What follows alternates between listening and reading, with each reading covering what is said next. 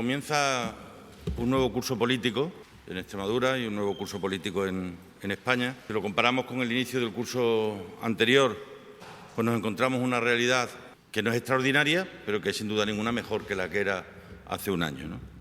Tenemos más afiliados a la Seguridad Social, hay menos parados, hay más ocupados, hay un 50% menos de personas esperando entrar en la lista de espera, es decir, en aquella lista de espera de la lista de espera.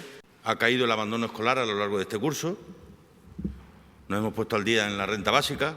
Hemos cumplido en el mes de julio y se sabrá en el mes de septiembre, cuando se publiquen los datos, el objetivo de pago a proveedores, después de mucho tiempo sin poderlo hacer. Nos encontramos con unos agricultores que cobran sus seguros y que los cobran a tiempo. Hay un transporte escolar resuelto antes de empezar el curso y los profesores han conocido sus destinos con anterioridad suficiente para poder hacer sus planes. Tenemos ya la igualdad de género implantada en todos los organismos e instituciones públicas. Yo lo decía hace un año y 2 meses, que lo que significaba el cambio que yo proponía para los extremeños y las extremeñas era sencillamente que Extremadura funcionara. Y estos 10 ejemplos que he puesto son 10 ejemplos de que funciona bastante mejor de lo que funcionaba hasta entonces, ¿no?